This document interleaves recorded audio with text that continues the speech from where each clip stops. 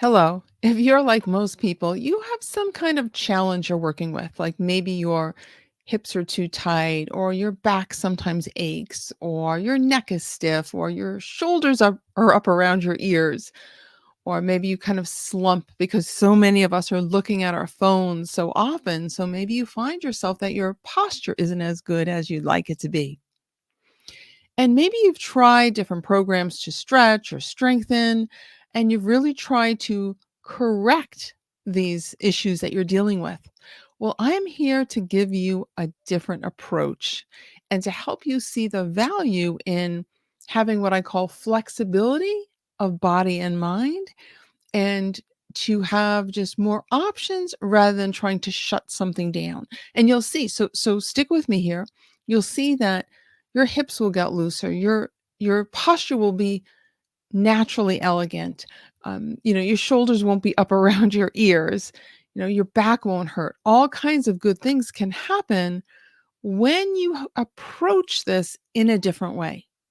Okay. So, and by the way, in case we're just getting to know each other, I'm Mary Debono, and this is the Easier Movement, Happier Horses podcast. And I'm so glad you're here. So, let me give you an example.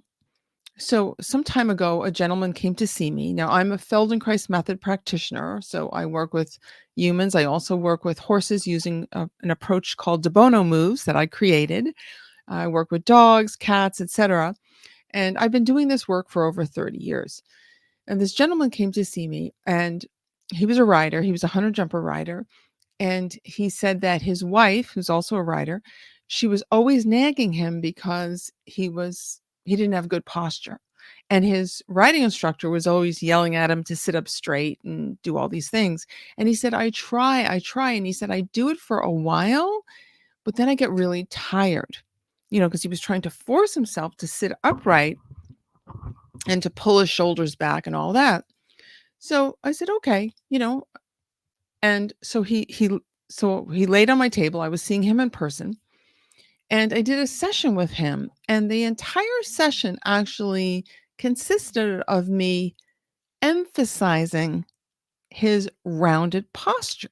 I used my hands in very specific ways to actually help him be more rounded, to be more flexed forward. Now, you might be thinking, why would I do that? Like, that seems, counterintuitive. We want the guy to stand up straight. And by the way, he had a job that required him to be in front of a computer all day. And he told me, I know I have bad posture at work too, that he was always, in this slumped posture. So here I am actually helping him get better at slouching, which again seems really strange. But what I was doing was very strategic. What I was doing was I was using my hands to take over the work of his muscles that have caused him to slouch. Like, so he was slouching in a way that there were certain muscles that were very engaged in his body and other ones that were very flaccid from being like this.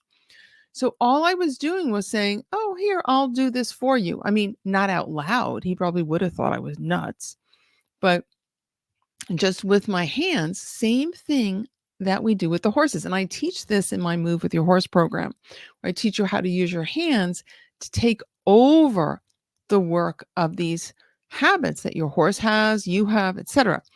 So here I am. I'm doing this with him. We do a whole session. He gets up and he's immediately standing straighter. He's like, and he said to me, "I can't believe this. I don't feel like I'm forcing it. It's just I'm taller. I feel so much taller." And he was like literally taller. So the reason that works is again because I'm doing something that's crucial, right? I'm relieving the effort, that habitual effort. His brain had been so, you know, convinced it needed to pull him in this forward posture because it was a habit. And I said, "Okay, I'm not going to contradict you." Like, I'm silently talking to his nervous system. I'm actually going to support what you're doing so you can let it go. And that's what happens. When you take over the work of the muscles in these very particular ways, the muscles actually get a chance to let go. And so the person or the horse experiences something different. So in this gentleman's case, he stood up and he was immediately taller. He looked around. He was like, "This is so weird. I'm not forcing it." So anyway, he paid me. We said our goodbyes and he went, down to out to his car. And a few minutes later, I got a knock on my office door and I happened to be having a break then, so it was okay. And he comes back in and I'm thinking he must have forgotten something or something. And he said, "I just had to come back and tell you what happened." He said, "I was walking out to my car and," he said, "it was incredible." He said, "I can hear the birds singing differently. I'm looking at things differently." He said that everything seems so different. He said, "I like what I'm seeing and hearing is just different than it was before I walked in your office." And now that might sound strange to you because what did I do? I helped him learn how to be upright without effort. This is effortless improvement. But it's so much more than that because if you think about it, right? So now that he's standing more upright, his eyes are going to take in information differently. His ears are going to take in information differently, right? So all the senses, right, can actually process information differently. But even more important than that, I was giving his nervous system the ability to experience life differently. This is huge, and this is what I want for you and for your horses is to get a chance to experience something that feels so different.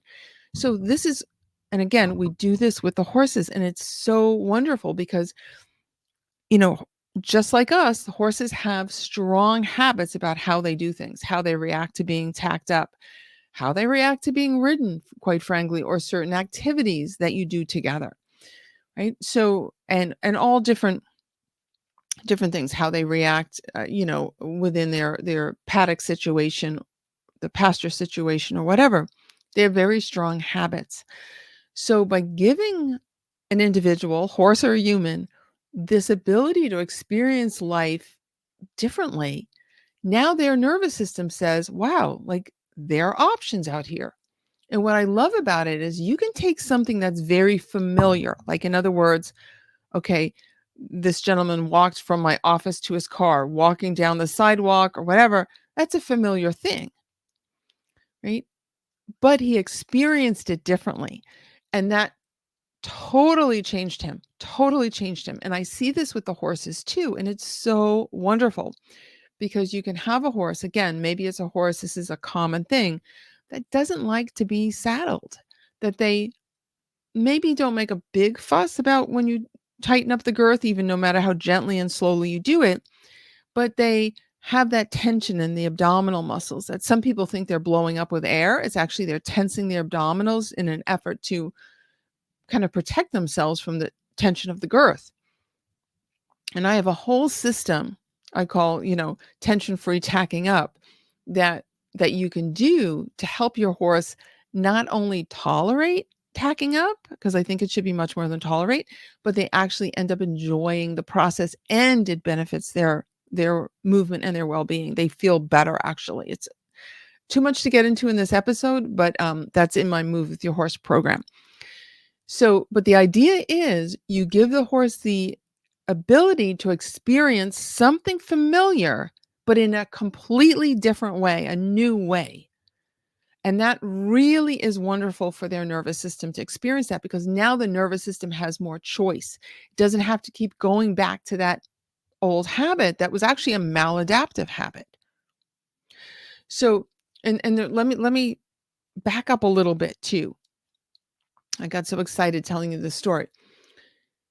A big part of the reason why we wouldn't correct someone, like sit up straight or something like that, is because their nervous system has created that habit usually from a good place. In other words, it was a solution to some problem. Maybe it was fatigue, maybe it was a compensation for an injury. Who knows? It doesn't matter. All we know is that person or that horse's nervous system thought that was a good idea. So trying to you know, change that in a contradictory way, like saying, "Don't do that," or trying to force the horse with gadgets or with your hands to do something different, is not a good approach. But instead, if you look at it like, okay, how can I relieve the effort of that? How can I kind of quiet the nervous system, again, horse or human, so that they can experience life differently? Now we have options opening up. Now things can change. Okay, this is super, super important. And I'll give you one other example too. A woman came to me. She also happened to be a jumper rider, and she had a lot of difficulty with her legs. Keeping her legs in position on her horse, especially one of her legs, but both of them had she had issues with. And so that because of that, first of all, she wanted to do more with her horse and she wanted to show more and things like that. And so that was suffering because of this. And her trainer, she had a good trainer, but the trainer was always trying to get her to do it. And she didn't understand in her body how to do it. But I led her through a Feldenkrais awareness through movement lesson, and it totally changed her riding. So she happened to be riding right after, like she had, after doing the Feldenkrais awareness through movement lesson. And she texted me afterwards and she could not believe the difference in herself. She said she had the best ride of her life. Her legs stayed on. And this was what really cool too. She just felt so much more at ease and confident.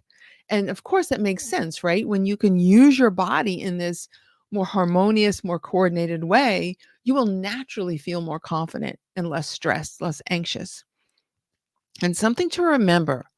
I know I've said this before, but how you move, breathe, and direct your attention, right? That they're all felt by your horse.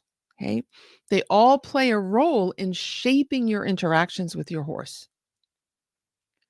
Okay. So think about that. How you breathe, how you move, and how you direct your attention. In other words, what you're thinking about. Right? That all of that is felt by your horse. Okay. And that all shapes the interactions with your horse. And your underlying sense of ease or effort has a direct impact on how you and your horse experience each other. Okay, I'm going to say that again. Your underlying sense of ease or effort has a direct impact on how you and your horse experience each other. And I'm even going to go so far as to say it's not even just your horse. It's your family, it's your friends, it's your coworkers, it's the, barista at Starbucks. It's whoever you're interacting with, your dog, your cat, nervous system to nervous system. It's like you're always communicating.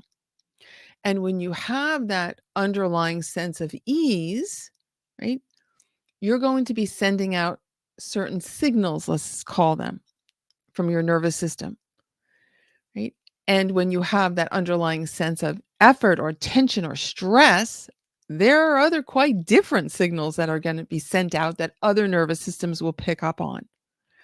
And I've heard it explained this way. They say, it's either welcoming signals or warning signals that you're sending out, right? So think about that. Are you sending out welcoming signals to your horse or to your coworkers or your family and friends, or warning ones?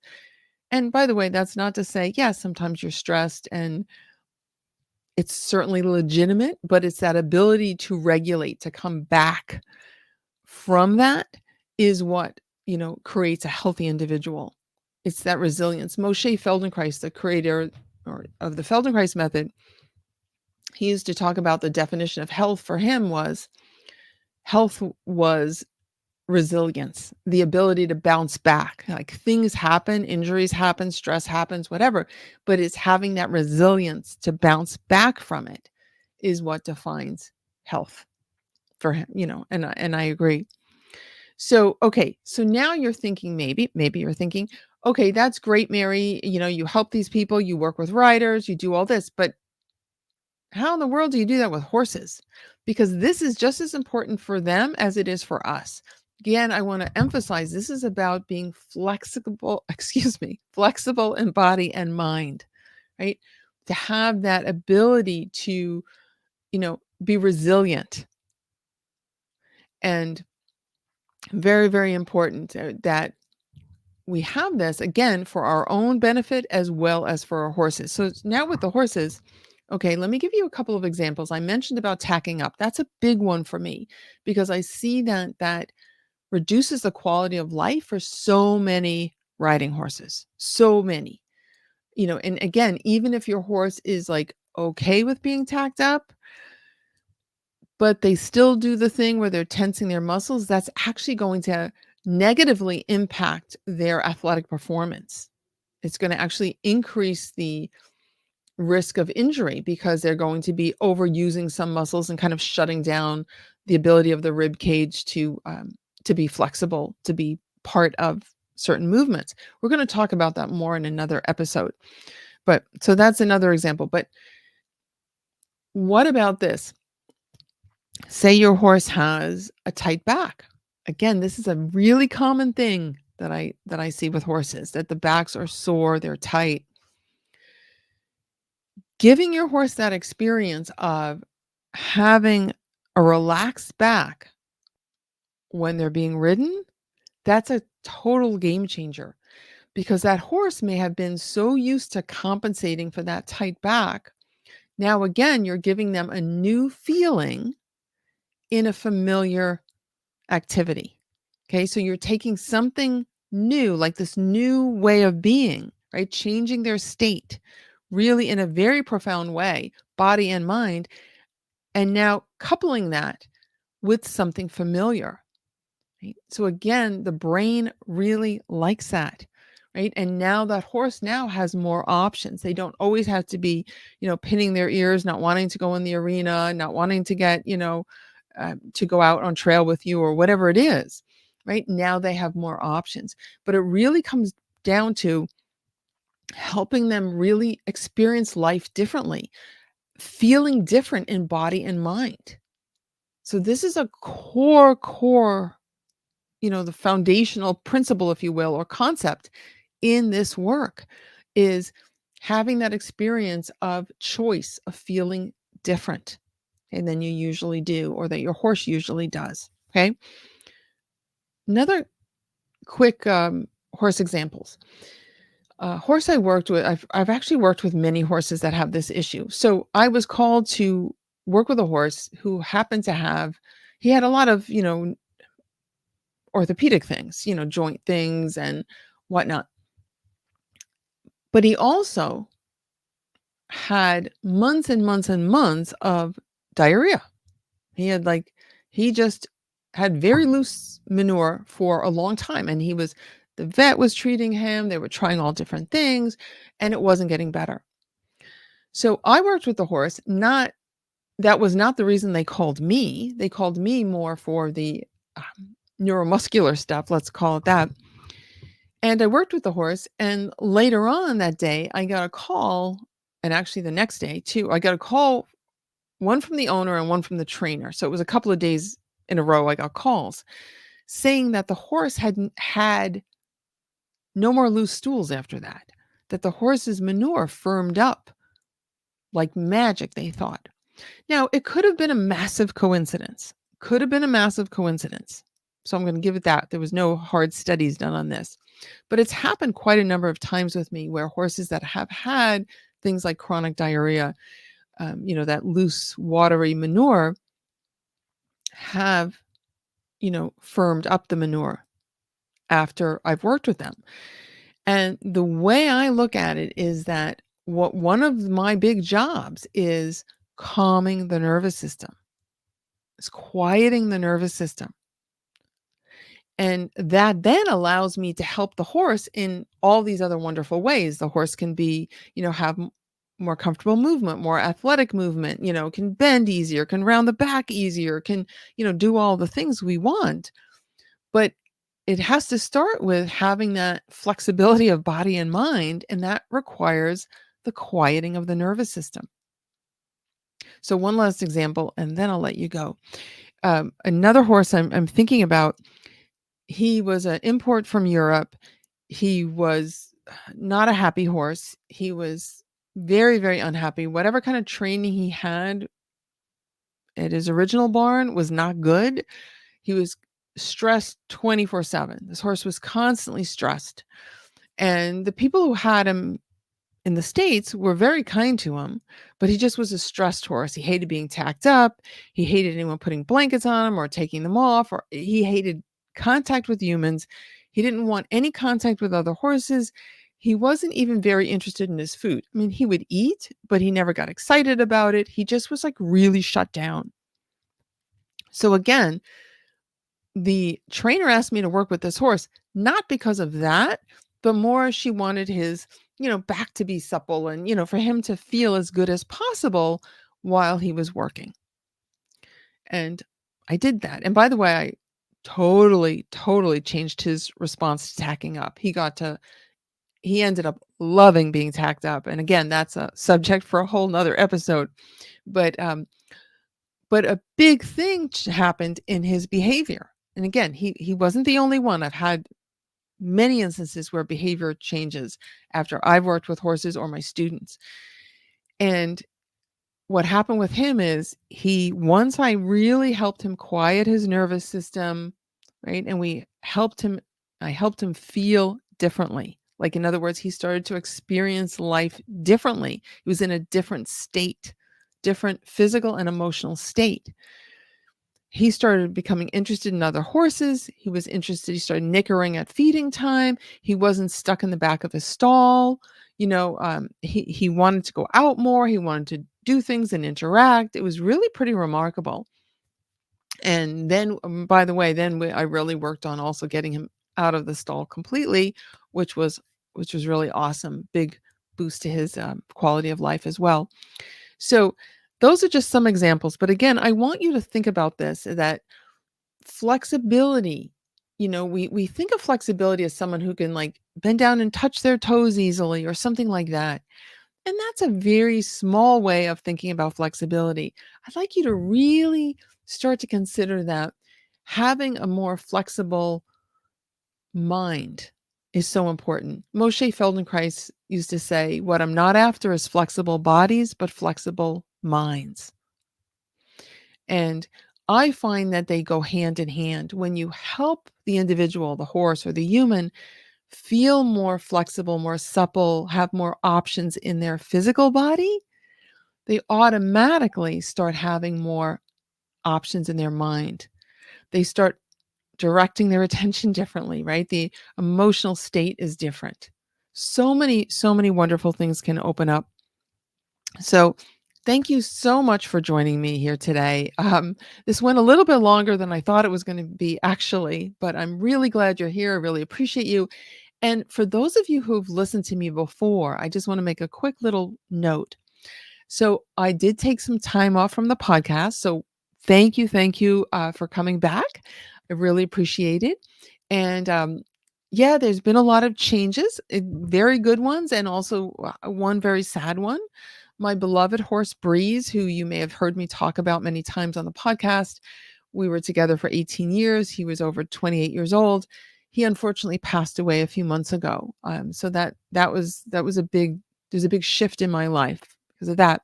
I'm still working very happily with horses. I also taught a couple of in-person workshops for the first time in a long time. So across the country in North Carolina, they were fabulous. The people were amazing. We had people come from all over, from Australia, from Europe, from Canada, from different states in the US. I mean, it was just fabulous. So I'm looking forward to doing more of those kind of things as well.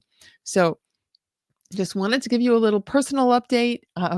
So again, I want to thank everyone for being here, and I look forward to seeing you again very soon. Bye for now.